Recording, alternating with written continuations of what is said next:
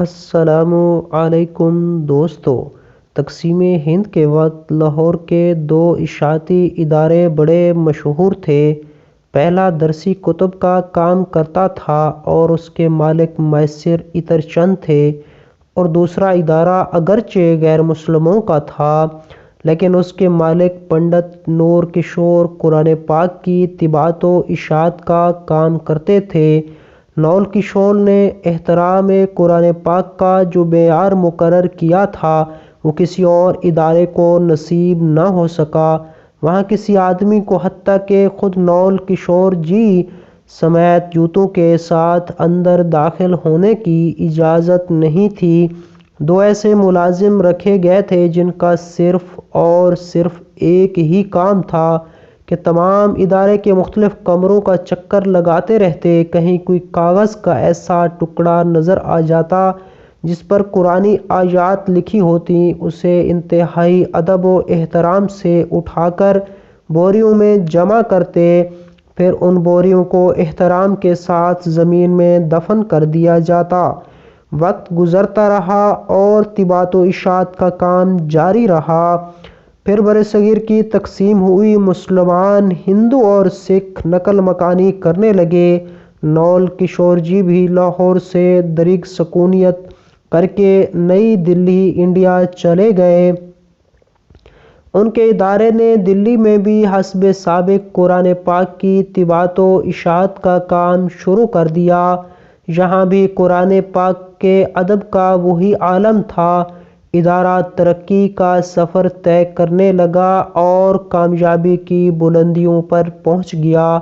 نول کشور جی بوڑھے ہو گئے اور اب گھر پر آرام کرنے لگے، جبکہ ان کے بچوں نے ادارے کا انتظام سنبھال لیا اور ادارے کی روایت کے مطابق قرآن پاک کے ادب و احترام کا سلسلہ اسی طرح جاری رکھا۔ آخرکار نول کشور جی کا انتقال ہو گیا اور وہ خالق حقیقی سے جا ملے۔ ان کی وفات پر ملک بھر سے ان کے احباب ان کے ہاں جا پہنچے۔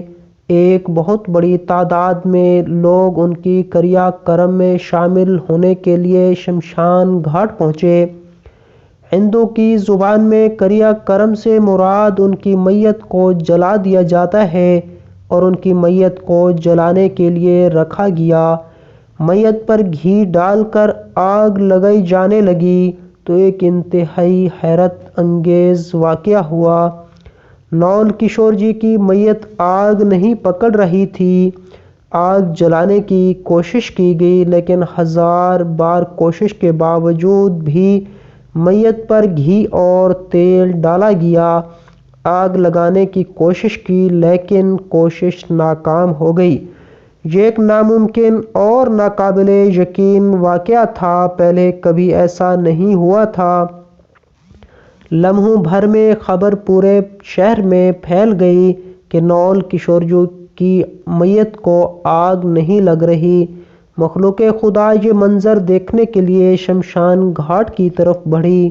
لوگ اپنی آنکھوں سے دیکھ رہے تھے اور حیران و پریشان تھے۔ یہ خبر جب جامع مسجد دلی کے امام بخاری تک پہنچی تو وہ بھی شمشان گھاٹ پہنچے۔ نول کشور جی ان کے بہت قریبی دوست تھے اور وہ ان کی احترام قرآن کی عادت سے بہت اچھی طرح واقف تھے۔ امام صاحب نے پنڈت کو مخاطب کرتے ہوئے کہا، آپ سب کی میت جلانے کی کوشش کبھی کامیاب نہیں ہو سکے گی۔ اس آدمی نے اللہ کی سچی کتاب کی خدمت عمر بھر جس طرح کی ہے اور جیسے اس کا احترام کیا ہے، اس کی وجہ سے ان کی میت کو آگ لگ ہی نہیں سکتی۔ آپ پورے ہندوستان کا تیل اس کی میت پر ڈال سکتے ہیں، اس لیے بہتر ہے کہ ان کو عزت و احترام کے ساتھ دفنایا جائے۔ چنانچہ امام صاحب کی بات پر عمل کرتے ہوئے نول کشور جی کو شمشان گھاٹ میں ہی دفن کر دیا گیا۔ یہ تاریخ کا پہلا واقعہ تھا۔ کسی ہندو کی میت کو آگ نہ لگنے کی وجہ سے شمشان گھاٹ میں دفنا دیا گیا۔ محترم عزیز دوستو، یہ کوئی من گھڑت واقعہ نہیں بلکہ حقیقت پر مبنی ہے۔ بے شک جو لوگ اللہ پاک کے کلام کا احترام کرتے ہیں، اللہ پاک ان کو ایسے ہی اعزازات کے ساتھ نوازتے ہیں۔